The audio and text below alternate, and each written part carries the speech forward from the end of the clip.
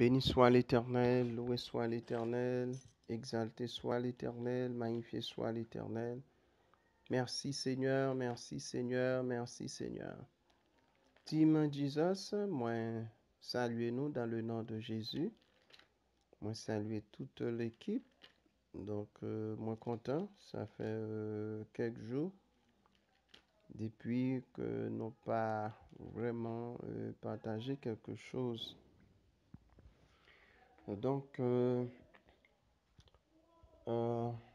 aujourd'hui, ce mercredi, eh bien, le Seigneur m'a chargé de vous prodiguer quelques conseils. C'est dans le livre des psaumes que nous allons effectuer une courte lecture.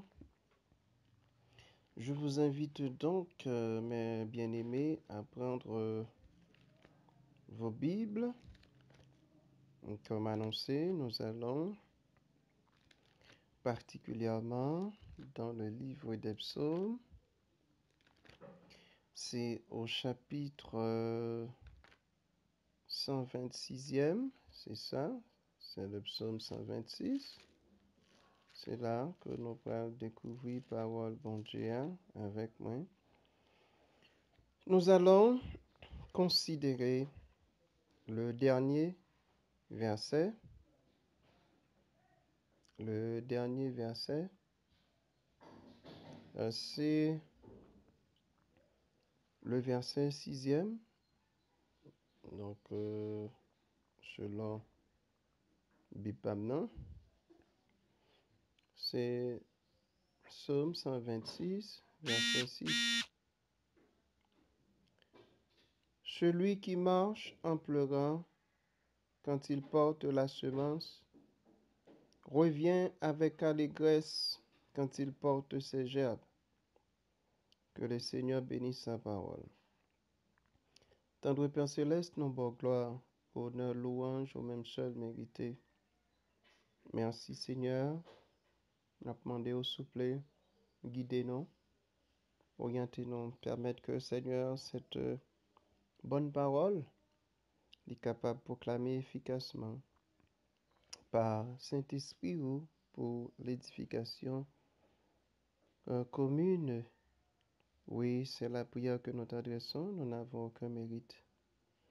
Oh, c'est dans le nom de Jésus, nous t'en prions, Amen. Mes bien-aimés dans le Seigneur, encore une fois, je vous salue tous et toutes précieusement dans le nom de Jésus. Votre serviteur, Pasteur Oman, aimerait bien vous aborder sur un sujet éminemment important. C'est garder en vous la semence divine. Gardez en vous la semence divine. Donc, quand nous, Kembe, semence bon Dieu en nous. En bon créole, c'est ça. Nous songez que la Bible en Genèse nous dit que lorsque Dieu avait eu le projet de créer la terre, le ciel, bref, l'univers, mais il a créé le ciel et la terre en 6 jours, vous le savez mieux que moi. Et Dieu a utilisé pour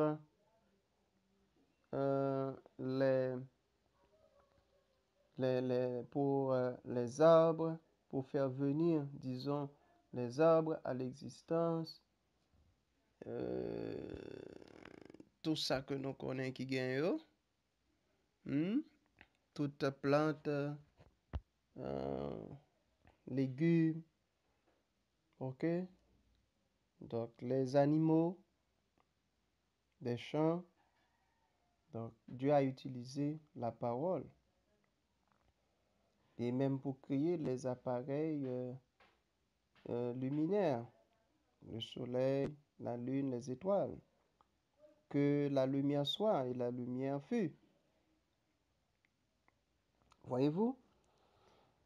Ici, la terre a reçu comme semence la parole de Dieu. Donc, la parole de Dieu, c'est la première semence. Donc, Dieu a utilisé sa parole comme semence pour faire venir à l'existence ce qui n'était pas auparavant. Donc, voyez-vous, le Seigneur, à travers le livre de la Genèse, nous montre que, véritablement, la parole de Dieu est une semence. Disons mieux, la semence. Parce qu'il n'y a pas comme la parole de Dieu en termes de semence. Et Jésus-Christ aussi, en Matthieu le chapitre 13, a illustré à partir de une parabole, et c'est ça nous relève parabole et semeur-là, et qui tape semer graines, et puis gain qui tombait dans de bonnes terres, gain qui tombait dans terre dans endroit pierreux, terre rocailleuse, gain qui tombait dans terre épineuse, et des gains enfin en partie qui étaient tombés dans de bonnes terres. Mais tout cela, c'est pour vous dire que la semence de Dieu, quand elle est jetée, tout le monde ne la reçoit pas de la même façon. Là, dans votre congrégation, c'est quasiment certain que tout le monde ne reçoit pas de la même façon la parole de Dieu. C'est pourquoi il y a des chrétiens qui restent encore dans le même état. Donc, il n'y a pas eu de transformation dans leur vie. Pourquoi? Parce que ils n'ont pas reçu la parole comme la parole devrait être reçue, n'est-ce pas?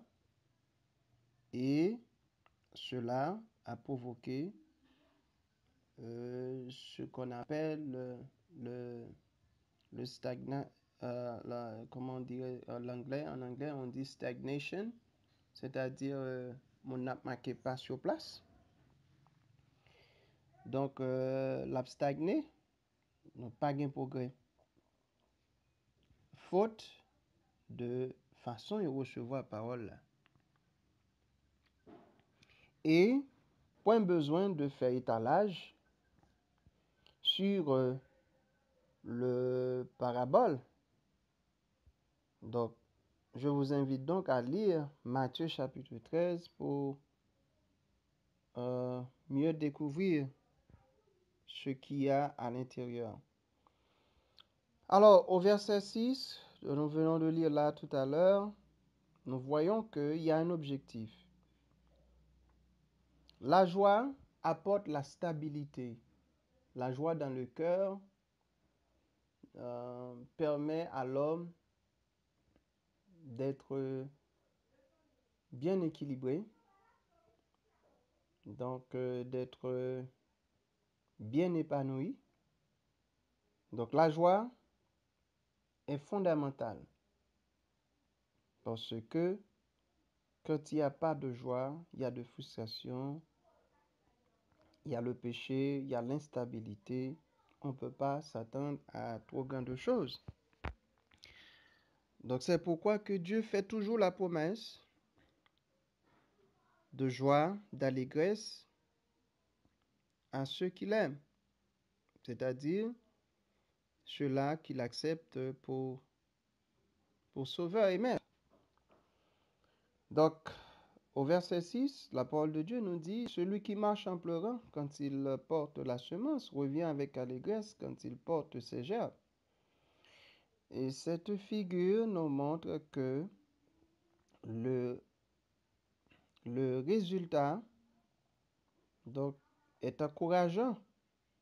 Donc cela doit nous encourager puisque l'allégresse, nous n'allons pas trouver ça dans les magasins. Nous n'allons pas trouver ça dans les boutiques. Parce que ça ne se vend pas. Et c'est un cadeau précieux. Donc, c'est pas en vain que nous luttons ici-bas. C'est pas en vain que Dieu nous demande de faire bonne application de sa parole. C'est parce que il a en réserve pour nous les choses les meilleures. Et parmi lesquelles, donc, nous avons le salut, la paix, la joie, la tranquillité, hein, toutes les bénédictions. Mais notre nature, souvent, lutte contre la volonté de Dieu. Et rappelez-vous que nous avons 3 puissants ennemis, le monde, la chair, le diable. Et tout cela, nous devons prendre en compte parce que il y a des gens qui ont été à l'église et aujourd'hui qui sont des marabouts, Ougan, Mambo, des mondes qui quittent l'église. Mais rappelez-vous que le Seigneur tient pour nous en réserve de grandes choses, bagaille que Dieu pour qu'on mais pour qu'on jamais qu'à toucher. Eh bien, justement, nous pourrons rentrer dans aspect qui est plus important pour nous. C'est que nous voyons que des gens qui prennent ce semence-là, les oiseaux du ciel viennent, ils mangent ce semence-là. C'est-à-dire le diable descend, eh bien, il prend, eh bien, ça, moun sa te gen dans cœur là, parole là, Satan retire parole là dans cœur moun sa. Nous voyons gen l'autre moun tout, c'est épreuve de la vie. Gen l'autre moun tout, c'est séduction, richesse du monde. Et nous voyons en pile raison, en pile moun, catégorie de moun qui pas garder seulement ça. Pour qui ça? Parce que yo pas appliqué parole là. Yo pas appliqué et nous voyons qui malheur qui tombé sur moun ça yo. Cependant, tout moun qui voulait avancer dans parole ça, qui voulait conserver seulement ça en dedans yo, eh bien, la Bible nous prescrit de fameux conseils. D'abord, Proverbe 23, verset 23 nous dit, il faut acquérir la vérité et ne pas la vendre. Il dit acquérir la vérité et ne la vend pas. Premier bagage, c'est que prends sa Bible à dire pour vrai. Prends-le pour vrai. Même si tout l'autre monde pas croit que Dieu a les choses les meilleures à offrir, mais pour vous, eh bien, sachez-le bien, Dieu, il n'y a personne en dehors de lui qui puisse offrir de meilleures choses. Donc, c'est pourquoi Dieu a les choses les meilleures à offrir. Donc, il faut maintenant, de tout son cœur, accepter que en dehors de Dieu, il n'y a pas de vérité absolue. Mais en Christ, c'est la vérité absolue. Donc, il faut s'y accrocher.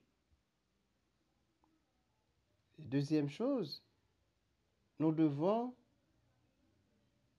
être sages, c'est-à-dire appliquer la bonne parole en toutes circonstances. Certaines fois, nos émotions priment. Parfois, nos émotions prennent le dessus sur la parole de Dieu, nos sentiments, nos feelings personnels. C'est pourquoi il y a pas mal de crises dans les foyers, à l'église, dans le travail, un peu partout. Voyez-vous, parce que les gens refusent d'appliquer, n'est-ce pas, eh bien, la sagesse, hein, la bonne parole. Donc, il faut appliquer la parole de Dieu. Et puisque nous avons beaucoup à apprendre de lui à travers sa parole, il faut s'instruire davantage, hein, dans sa parole pour devenir un être intelligent. C'est-à-dire, il nous faut l'instruction, et cette instruction amène, bien sûr, l'intelligence spirituelle, l'intelligence émotionnelle aussi. Parce que quand le Saint-Esprit vit en nous, non seulement il nous instruit, mais il nous rend intelligents aussi. Dans les circonstances, les situations atténuantes, les autres peuvent ne pas savoir quoi faire, mais nous autres, hein, nous avons recours à la parole de Dieu, et c'est pourquoi que la Bible nous dit clairement en Ésaïe 55, verset 8, si je ne m'abuse, « Mes pensées ne sont pas vos pensées, mes voix ne sont pas vos voix, dit l'Éternel. » Donc, pour connaître la voix de Dieu, il faut aller, il faut se rendre, n'est-ce pas, hein, eh bien, dans sa parole. Donc, là, nous allons dans la parole, bon Dieu, nous découvrir tout ça que nous-mêmes, nous devons faire dans la situation. Mesdames, Messieurs, c'était tout pour aujourd'hui, cette courte méditation. Nous disons qu'il y a trois bagailles que nous avons besoin de maîtriser. Pour nous capables de garder, conserver la bonne semence en nous, c'est acquérir la vérité et ne la vendre pas. Proverbe 23, verset 23a. Deuxièmement, développer la sagesse. Ok? Donc, c'est Proverbe 23, verset 23b. Troisième, nous devons nous instruire dans la parole de Dieu et développer l'intelligence spirituelle. Donc, si vous, eh bien, appliquez ces conseils, eh bien, vous allez pouvoir sans doute, eh bien, conserver en vous la bonne et précieuse semence divine, parce que ceux-là qui sont attentifs à la parole de Dieu, qui mettent en pratique la parole de Dieu, eh bien, est comparé à cette catégorie de personnes où la semence qui a été jetée, eh bien, demeure dans la bonne terre et où elle pousse et donne des résultats satisfaisants, de bons fruits, n'est-ce pas? Et la récompense sera grande. Donc, le Seigneur Jésus nous invite tous en ce plein midi à réfléchir sur l'état du sol, le sol dans lequel le Saint-Esprit jette encore la semence. Donc, rappelez-vous, je crois avoir prêché pour vous, il y a 3 virus qui attaquent le sol de l'âme du chrétien. C'est le mensonge, l'orgueil et la paresse. Ces virus, ils sont géants, ils sont capables, de nous, je dirais, pourrir la semence. Ils sont assez puissants pour, n'est-ce pas, gaspiller la semence qui est jetée en nous. Le mensonge, l'orgueil et la paresse. Demeurons fermes, bien-aimés dans le Seigneur, à travers ces 3 conseils que je vous prescris. En Proverbe 23, verset 23, qui nous dit « Acquérir la vérité et ne pas la vendre, faire preuve de sagesse, demeurer dans l'instruction en développant la pleine et entière intelligence. Avec l'aide du Saint-Esprit, nous y arriverons bien. Que le Seigneur vous soit en aide, que le Seigneur vous bénisse. » Donc, on nous ferme les yeux nous pour nous capables de prier. Tendre Père Céleste, nous bon gloire, honneur, louange, ou même seul mérité. Merci pour parole que vous voyez pour nous. Seulement ça, que vous faites nous connaître, nous devons conserver dans nous-mêmes. Et au bas nous comment pour nous conserver. Au bas nous raison qui fait que, en pile fois, lorsque la semence est jetée, et que malgré la semence est de bonne qualité, mais ça ne donne pas de bons résultats, parce que nous nous sommes laissés emporter par les choses vanité de ce monde, la séduction, la richesse de ce monde, l'influence, les amis, les faux amis. Donc, ceux-là qui n'ont pas la même conviction que nous de marcher avec le Seigneur. Et puis aussi, il y a la stratégie des démons. Tout ça, Seigneur, nous te disons merci de nous avoir révélé toutes ces choses et de nous avoir également prescrit ces fameux conseils pour conserver la semence de ta parole en nous. Donne-nous, Seigneur, d'avoir une autre perception de la réalité des choses de Dieu. Transforme-nous le cœur, Seigneur, ce cœur rocailleux, pierreux, qui refuse d'être soumis à ta parole, à ta sainte volonté. Donne-nous, Seigneur, de marcher humblement devant ta face. Nous te confessons nos fautes, Seigneur. Nous demandons pardon. Pardon pour chaque membre qui est dans l'équipe, ça. Pardon pour famille, pardon pour moi-même, bon Dieu. Parce que, Seigneur, lorsque la parole de Dieu est prêchée, cela nous concerne tous. Donc, Seigneur, donne-nous de bien regarder à l'intérieur de nous. Est-ce que nous ne sommes pas sur le point de tuer la semence ou de faire échouer, d'éliminer, de faire pourrir, la bonne semence que tu as déposée en nous. Seigneur, nous savons que marcher avec Dieu, cela réclame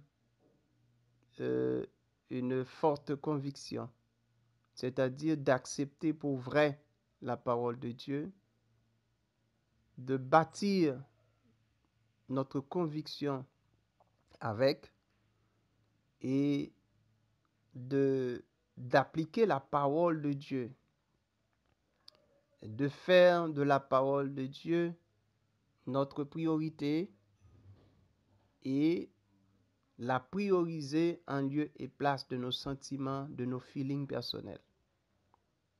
Et en dernier lieu, Seigneur, donne-nous d'avoir toujours le désir de nous instruire dans ta parole et de développer également une intelligence monstre, ce qui nous permettra d'éviter certains pièges, de ne pas être pris au piège du diable.